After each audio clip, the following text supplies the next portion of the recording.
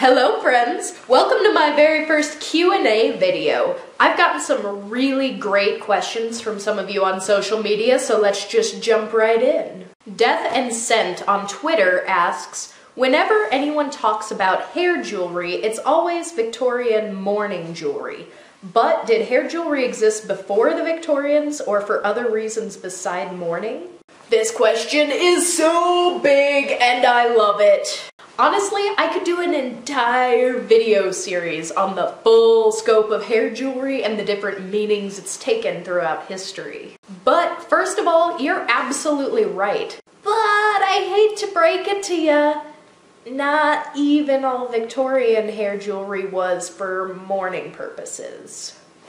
Our belief that it was is due in part to our morbid fascination with death and mourning rituals, but is also largely due to the habits of Queen Victoria herself, who fell into a 40-year mourning period after the death of her husband. At the time, this gave a sort of fashionability and accompanying societal expectation to make mourning this very elaborate aesthetic thing, which did sometimes include Victorian mourning jewelry. However, the Victorian era alone also utilized hair jewelry for romantic gestures, sentimental tokens to keep of family and friends, or was sometimes even just worn purely for fashion. Because nothing is more fashionable than wearing someone else's hair. This type of hair jewelry that we often reference was a very European and American practice, but it was not confined exclusively to the 1800s and actually began much earlier. In fact, hair jewelry in this form dates back to the Middle Ages, but if we want to go back even further, we'll have to go back to ancient Egypt, where human hair was sometimes clumped with balls of mud to make amulets. Pretty! These amulets were thought to be used for magical rituals and may have been crafted as early as the 1300s BCE.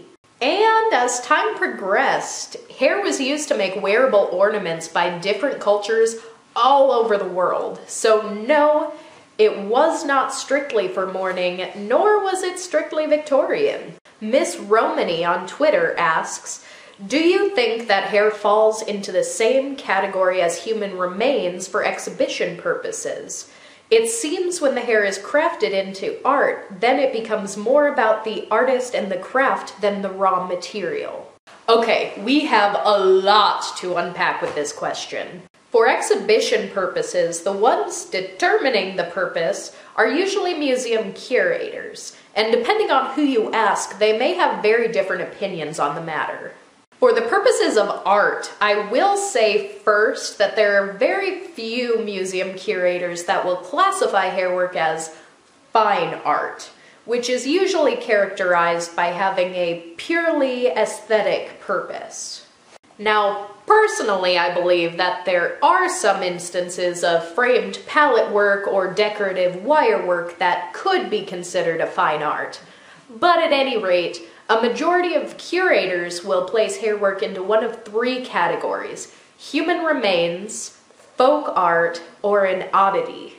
Now, someone displaying hair art as an oddity will usually use one of two angles. It will either be, look at this thing made out of human hair! Can you believe people used to do this?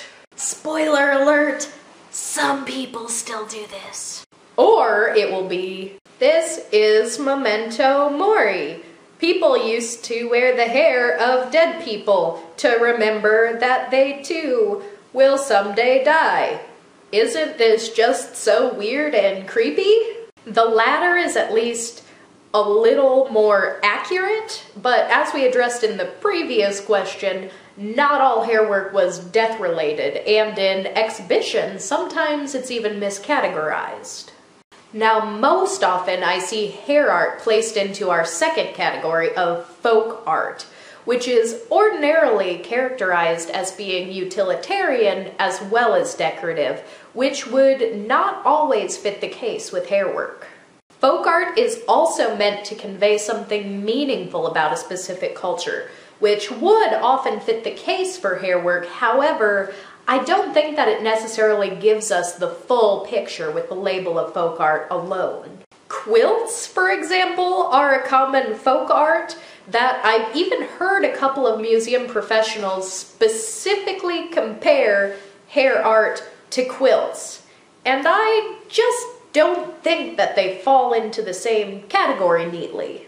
The power of hair work comes not from the art itself or the cultural motifs, but by the very fact that this hair is a part of someone. In a sentimental context, that means that this is the hair of your loved one that you can keep forever. One could say that the material itself is inherently sentimental. Which brings us to our final category of human remains. Now, it's been my experience that human hair artifacts displayed from the Common Era are not normally labeled as human remains. But if you find, say, a clump of mud balled up with hair in an Egyptian tomb, all of a sudden it's old enough to be classified as human remains. This disconnect seems to lie in the fact that we can cut our hair and still live just the same. So many are reluctant to refer to hair as human remains because the very term human remains itself is associated strongly with the deceased. Personally, I think it's important to acknowledge it as both an art and human remains in order to better understand the significance of the artifact from a cultural perspective. And you know, I don't even reject the draw of referring to hair work as an oddity, just so long as the initial shock value is then followed up by good information. Sarah on Facebook asks, "Can you harvest the hair of the living?" Why, yes. Yes, you can. If you're planning on trying to make your own hair work or commission a hair artist to make a piece for you, you have a couple of options. You could always just save your hair from an ordinary haircut, but if you have no intention of cutting your hair shorter, then we can get sneaky. Let me show you the way.